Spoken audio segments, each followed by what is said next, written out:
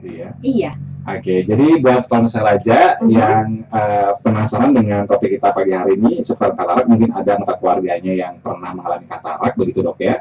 Boleh ditanya di 23455 atau SMS di 08175611046. Bisa juga di magazinnya kita di www.gunturfm.com. Oke, dok, kita pengen tahu dulu ya, walaupun mungkin ini pernah kita bahas begitu dok ya, kita sedikit merefresh kembali. Sebenarnya katarak sendiri itu apa sih dok? Oke, jadi ke pengetahuan umumnya dulu ya. Jadi katarak itu dia adalah kekeruhan pada lensa mata. Ya, jadi pengertiannya itu, dan khususnya senilis itu adalah katarak pada orang tua. Oke. Ya, jadi katarak itu kan sebenarnya bisa mengenai usia muda atau bahkan bayi, itu namanya katarak kongenital ya. Jadi bawaan dari lahir, kemudian usia muda itu apabila dia mengalami suatu trauma seperti itu dia bisa mengalami kekeruhan juga, dan paling banyak itu hampir 80% dan lebih ya itu pada usia tua. Itu namanya katarak senilis. Oke, katarak senilis itu ya. Ternyata saya baru tahu ada dari bayi atau bawaan juga begitu ya. Nah itu sebenarnya cara mengetahuinya begitu dok. Apakah memang bayi itu mengalami katarak atau enggak gitu? Ya jadi langsung, jadi misalnya kalau dia katarak kongenital, jadi pada bayi itu mungkin pada baru lahir sih mungkin masih agak samar ya. Nanti setelah dia berumur, maksudnya mungkin sekitar beberapa hari sampai beberapa bulan itu dia akan kelihatan putih dia lensa matanya. Oke. Ya. Jadi secara penampakan juga ada. Sudah kelihatan. Kalau untuk pastinya ya harus dengan pemeriksaan, pemeriksaan lebih jelas, jadi dengan ophthalmoscope. Jadi kita lihat langsung ke dalam lensa matanya seperti itu. Baik, jadi itu kalau yang bawaan begitu dok ya. Sementara kalau pada kasus-kasus yang terjadi orang dewasa atau orang tua begitu, biasanya apakah memang semua orang akan mengalami ini atau bagaimana gitu dok? Iya. Jadi memang berdasarkan penelitian ya, jadi orang-orang yang berada pada garis khatulistiwa itu karena paparan sinar mataharinya lebih keras ya, UV-nya itu, maka dia akan lebih besar terkena katarak. Dan dari penelitian juga itu hampir 50% orang di atas umur 50 tahun akan terkena katarak, dan akan meningkat persentasenya, yakni di atas umur 60 sampai 65 meningkat menjadi 65%, dan 70 tahun di atas itu bisa mencapai 75%. Iya, jadi cukup besar ya. Iya, besar sekali itu. Artinya bahwa semua orang itu ada resiko begitu ya terkena katarak ya. Apalagi kita di daerah khatulistiwa ya, seperti yang saya bilang tadi, dan lagi pola ini kita kurang, masyarakat kurang ngeh gitu loh. Kurang aware gitu ya. Terhadap perlindungan mata, seperti misalnya memakai kacamata hitam itu sebenarnya sangat penting gitu. Bukan hanya sekedar gaya gitu ya. Jadi ternyata ada manfaatnya ya. Di samping juga kita bisa tampil stylish gitu ya. Nah dok, kalau ngomong soal yang memiliki faktor resiko gitu dok, siapa aja sih, baik apakah laki atau perempuan itu sama memiliki faktor resiko terkena katarak itu dok? Ya, jadi kalau dari faktor resiko seperti yang saya bilang tadi ya, kalau dari usia memang dari penelitian itu pada wanita lebih banyak. Ya, jadi penelitiannya itu kan secara prevalensi ya, cuman tipis sekali perbedaannya. Ya, terus faktor risiko lagi satu dari pekerjaan. Jadi pekerjaan yang terkena paparan sinar matahari seperti misalnya nelayan, kemudian seperti misalnya tenaga buruh bangunan gitu misalnya, kan dia lebih sering terkena paparan sinar matahari ya. Kantoran kayak gitu. Itu bakal lebih tinggi risikonya. Dan lagi yang terutama adalah orang tua. Ya, jadi semakin meningkat usia, juga. Jadi kekeruhan pada lensa akan semakin keras, elastisitasnya juga menurun, sehingga resiko terkena katarak juga akan semakin tinggi.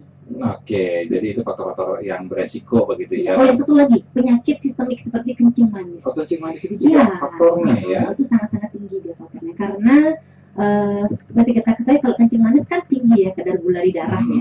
Jadi gula darah itu akan diubah menjadi namanya sorbitol di aqueous humor kita, jadi di cairan depan lensa kita, sehingga nanti lensa kita akan menyerap sorbitol itu. Itulah menyebabkan kekeruhan pada lensa mata lebih cepat. Itu berbeda dengan glaukoma gitu ya? Beda ya? Beda. Baik dok, kalau ngomongin soal tadi faktor resikonya kita sudah tahu gitu. Sebenarnya penyebabnya berarti bisa disalahkan adalah sinar mataharinya atau UV-nya gitu dok? Atau gimana nih penyebabnya? Iya, kalau disalahkan ya salah juga ya, karena ini kan berguna juga untuk ini. Iya. Jadi memang kita harus mencegah begitu ya. Jadi pencegahan itu sangat-sangat penting. Yes. Seperti yang saya bilang tadi, kalau bisa sih, apalagi pengendara sepeda motor misalnya ya, kalau mobil kan masih ada dari remnya, jadi penampilan masih ada. Kalau motor itu sangat penting dia memakai tutup kaca helm dan pakailah yang memang ada yang kabinnya tidak ada rasa nyeri. Kemudian yang kedua itu adalah silau. Ya, terutama jika melihat monolight, jadi lampu secara langsung seperti lampu kendaraan atau misalnya bola lampu yang terang, dia akan lebih silau daripada orang yang normal seperti kita. Kemudian yang ketiga itu ada namanya pada orang tua itu second sign. Jadi seperti pada orang tua kan biasanya dia akan mengalami rabun jauh, rabun dekat ya. Otomatis susah baca dan juga susah melihat jauh. Nah, apabila katarak itu dia lensa matanya bersifat miopik, artinya kita seakan-akan rabun jauhnya semakin keras, tapi rabun dekatnya semakin baik. Jadi akan lebih enak membaca itu tanpa kacamata baca. Tapi jika melihat jauh tetap susah. Itu sih tanda-tanda yang paling sering. Yang kita tahu juga kadang-kadang melihat bahwa ada semacam selaput lendir, kayak lendir itu emang itu salah satu katarak juga nggak, yang kayak warnanya putih atau agak kehijauan kayak gitu, ditutupi bola mata hitamnya gitu, biasa kita melihat di orang tua. Nah itu gimana? Itu bukan ya? Bukan. Itu namanya pterygium. Beda lagi. Jadi kadang-kadang memang masyarakat awam itu yang dibilang katarak, gitu ya. Jadi kalau katarak itu kan baru gejala ya. Jadi tanda-tandanya lagi itu kalau pada yang katarak itu kan ada yang imatur, ada yang matur ya. Artinya yang masih keruhannya masih sedikit, masih muda, atau sama yang sudah tua, sudah keruh banget. Itu kalau sudah keruh banget, kita orang awam pun bisa lihat bahwa bola matanya nanti di anak-anakan mata itu kan tandanya hitam ya. Betul. Itu akan terlihat putih dia. Itu sudah mati, itu sudah pastinya penglihatannya sudah sangat-sangat menurun gitu. Jadi sudah memang agak nggak jelas begitu. Iya, ya. Sudah nggak jelas ya. Jadi seperti itu ya gejala tanda-tandanya begitu dok ya. Kemudian cara pengobatannya gitu dok. Mungkin kalau misalnya juga pengen tahu ya bagaimana cara mengatasinya dok. Jadi kalau sudah memang terdiagnosis katarak ya, jadi pengobatannya itu sebenarnya pengobatan definitif, artinya benar-benar bisa menghilangkan katarak adalah operasi. Tapi jalan itu diambil jika si pasien ini sudah mengeluh sangat terganggu aktivitasnya gitu. Jadi apabila penglihatannya kabur dan sudah sangat mengganggu aktivitas sehari-hari. Apabila pasien masih hanya mengeluh agak kabur, kemudian silau seperti yang saya bilang tadi, itu sebenarnya masih bisa dibantu dengan kacamata. Jadi dengan kacamata dia sudah terkoreksi, sudah bisa lah dia sedikit ini. Karena namanya juga operasi kan dia pasti ada komplikasinya ya. Jadi itu diperlukan apabila sudah pasien benar-benar mengeluh terganggu aktivitasnya. Jadi sebenarnya masih bisa diatasi dengan kacamata begitu dok ya, kalau misalnya belum terlalu sangat-sangat mengganggu begitu ya. Tapi satu jalan ketika memang sudah sangat mengganggu itu operasi begitu ya. Benar, operasi. Nah ini bisa sembuh total nggak setelah dioperasi atau sebetulnya bisa kambuh kembali begitu dok? Jadi kalau kita operasi itu ya, yang namanya operasi kita adalah mengganti lensa mata kita dengan lensa buatan. Jadi kita dioperasi, ditoreh, itu diambil, ya istilahnya diambil lah ya, cuman tekniknya macam-macam. Diambil lensa yang sudah keruh, yang sudah tidak berfungsi itu, kita ganti dengan lensa buatan. Nah, tapi tetap sih, kita tidak bisa berharap bahwa penglihatan kita kembali normal, 6/6, artinya seperti orang yang benar-benar normal. Jadi mungkin dia hanya dari tidak bisa melihat sama sekali jadi bisa melihat, tapi mungkin jaraknya nggak terlalu jauh, dekat lah ya. Tergantung tergantung dari keberhasilan operasi ini sendiri. Jadi kalau kekambuhan itu, yang namanya kambuh kan nggak mungkin karena kita mengambil lensanya yang keruh itu ya. Jadi kecuali kalau kembali begitu ya.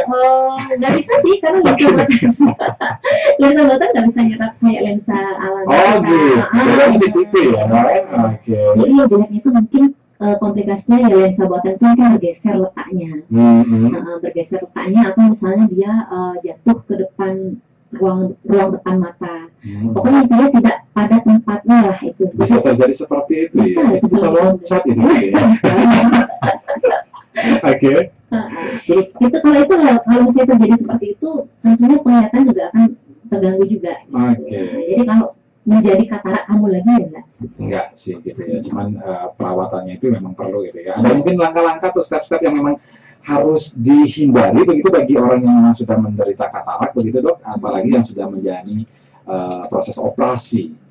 Oh ada step-stepnya ya. Jadi kalau sudah memang pasien operasi, perawatan, ada beberapa perawatan post operatif yang perlu diperhatikan. Yang pertama tentunya pasien akan ditutup matanya ya, mata yang dioperasi itu supaya dia sedikit beristirahat lah, jangan digunakan ya. Karena kalau kita gunakan kan dia akan berakomodasi itu, akomodasi sehingga itu menyebabkan letak dari lensa tanam itu bergeser seperti itu ya. Yang kedua setelah operasi diharapkan pasiennya itu tidak tidur terlentang seperti orang normal, tapi agak setengah duduk dulu. Jika sudah lewat 1 minggu mungkin boleh, tapi dia miring ke arah kita operasi itu. Terus sebaiknya jangan, kalau orang-orang tua itu kan dia nggak bisa diem sih ya. Sedangkan pasien yang sudah operasi kata itu sebaiknya dia istirahat dulu di rumah gitu. Jadi sekitar 1-2 minggu sebaiknya jangan diperbolehkan untuk jalan-jalan, karena kalau kita berjalan itu otomatis kan ada getaran ya, getaran itu juga akan bisa menyebabkan lensa tanam yang baru ditanam itu bergeser juga. Jadi kita tidak mengharapkan itu. Dan yang paling penting adalah perawatan. Perawatan postoperatif itu seperti menggunakan tetes mata yang telah diberikan oleh dokter. Itu biasanya ada 2, tetes artifisial ya untuk melumaskan mata, sama untuk antibiotiknya itu karena habis dioperasi gitu. Dan juga kontrol rutin sesuai dengan anjuran dari dokternya. Nah itu step-stepnya memang harus diperhatikan begitu ya untuk perawatan pasca operasi gitu ya. Nah dok, kalau ngomong soal ini katarak, kemudian tadi kan kita sudah bagaimana pengobatannya. Sebenarnya seberapa bahaya sih sebenarnya katarak dok kalau misalnya dibiarin? Mungkin ada yang masyarakat menganggap wah ini biarin aja deh pakai kacamata aja gitu, tidak perlu melakukan tindakan apa karena mungkin tidak terlalu aware juga begitu. Nah itu dampaknya gimana dok? Tahu nggak sebenarnya katarak itu dia penyumbang kebutaan terbesar. Oh iya. Iya, jadi kebutaan buta itu permanen butanya bisa.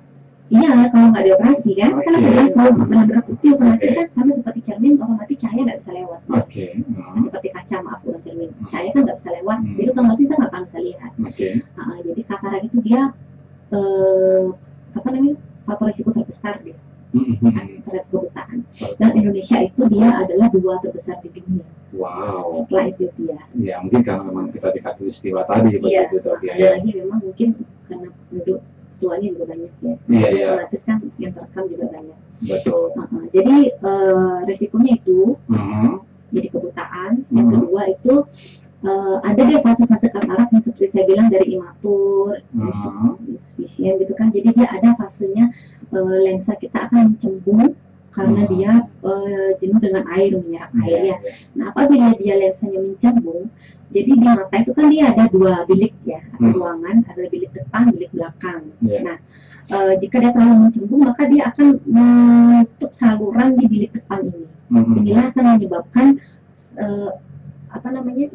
saluran air ya, maaf itu biar gampangnya biar dia mengerti, itu akan tertutup, otomatis itu akan membendung air yang ada di bilik depan. Itulah yang menyebabkan adanya glaukoma tertutup.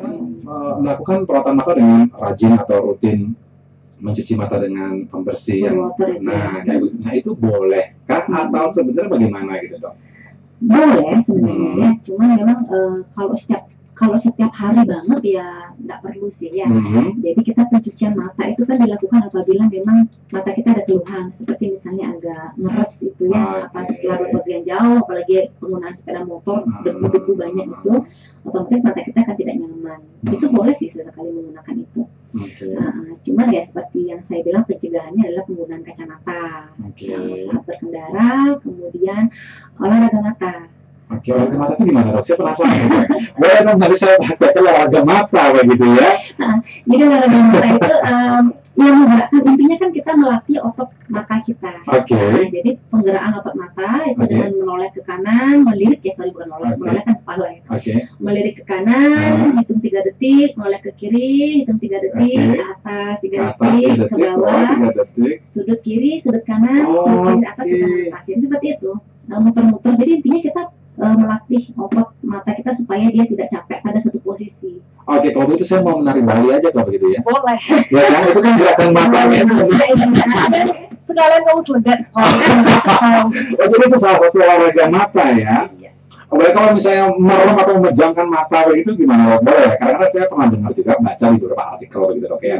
Dengan cara memejamkan mata atau menundukkan mata dengan sengat ini juga boleh katanya, atau melihat jauh lah. Boleh ya, iya itu dah. Jadi kalau lensa itu kan otot ya, sekali lagi itu olahraga otot. Kalau untuk olahraga lensanya, jadi lensa pencembungan itu biar dia elastis, itu dengan kita melihat jauh dan melihat dekat. Okay. Nah, jadi bagus banget kalau kita pantai, sering-sering main ke pantai atau sering-sering main ke gunung gitu ya. Nah, jadi kita melihat ke arah jauh, khatulistiwa sejauh-jauhnya, maka otot-otot mata itu akan membuat lensa kita berkontraksi ya. Kemudian setelah itu sekian detik kita lihat normal dulu, habis itu kita lihat dekat, tapi 30 cm ya, jangan terlalu dekat juga. Dekat sampai batas maksimal, itu akan membuat lensa mata kita akan mencembung begitu ya, dan sebaliknya kalau jauh mencekung begitu ya. Jadi lebih ini dia. Bergerak gitu ya. Oke. Wah, itu kayaknya penting banget itu dok ya, tips seperti itu. Kadang-kadang gini dok, satu pertanyaan, karena ini saya pribadi sih mengalami begitu. Kayak aktivitas saya kebanyakan di depan komputer begitu dok ya. Dan untuk mengatasinya sih saat ini saya menggunakan kacamata anti radiasi sih gitu dok ya. Saya menggunakan itu karena cepat kerja gitu. Takut juga mata nanti agak memerah gitu kan. Cuma sometimes ketika pada fase tertentu saya kadang merasa panas juga mata, kan? Itu gimana dok? Kacamata anti radiasi sangat bagus ya, kalau memang tidak ada slide layar gitu. Jadi yang disarankan itu adalah maksimal 2 jam kita di depan komputer. Jadi setelah kita di depan komputer sesekali harus melihat jauh. Jadi nggak boleh di depan komputer terus. Saran saya sih 1 jam sih lebih ini. Jadi 1 jam kita lihat ke samping kemana ke mana. Pantas dong. Saya dari jam 8 sampai jam 12. Waduh, bahaya itu. Nah itu dia dong. Makanya jadi tipsnya memang harus 1 jam berhenti gitu ya. Iya, 2 jam sih maksimal ya 2 jam. Jadi kita harus sudah off dulu dari komputer, 15 menit lihat-lihat yang lain, atau nggak sampai 15 menit sih saran saya 1 jam gitu ya. Jadi 1 jam, stop 5 menit lihat-lihat yang lain, kemudian kembali lagi boleh, nanti 1 jam lagi seperti itu. Nah itu dia penting banget ya. Jadi mungkin buat kalau misalnya yang kerja di depan komputer nih juga ya, karena memang kita suka merasa lelah, suka merasa panas mata kita begitu ya. Tapi kadang-kadang gini dok, saya sih memang di rumah ya, karena kebetulan pendamping hidup saya begitu, cukup perhatian gitu dengan mengkompres mata saya dengan tomat dingin atau mentimun dingin atau dengan sendok didinginkan, itu boleh nggak? Boleh banget itu. Jadi itu kan untuk relaksasi ya. Boleh banget. Kantong teh juga bagus. Jadi kantong teh bekas itu taruh di kulkas, apalagi dia pakai kompres. Jadi itu untuk merelaksasikan, juga untuk melancarkan peredaran darah, sehingga dia nggak bengkak matanya, dan juga kantong matanya juga berkurang, dan lingkar mata hitam itu juga bisa berkurang. Oke, jadi sudah tepat ya apa yang saya lakukan ya. Jadi juga sudah mengkompres. Kompres sama dimakan. Jadi lain lagi gitu ya. Jadi ternyata dapat hal-hal kecil seperti itu penting gitu dok ya. Bermanfaat untuk kita, bahwa nanti kita akhirnya mendapatkan mata yang sehat ya. Baik, ada SMS. Ada nih. Oke, selamat pagi untuk dokter. Maaf sebelumnya dok, ini saya mau bertanya, apa katarak yang sudah terjadi sekitar 10 tahun masih bisa disembuhkan dengan operasi? Nah, kebetulan katarak ibu saya sudah menjalar ke kedua matanya. Padahal dulu cuma sebelah dan sempat sembuh setelah dioperasi. Thank you. Oke, dari Ririn. Dari mata kanan ke kiri atau kiri ke kanan sebaliknya ya. Ya, memang seperti saya bilang ya. Jadi kalau katarak itu kan bisa memang kena pada kedua mata ya. Dia progresif. Jadi memang setelah 10 tahun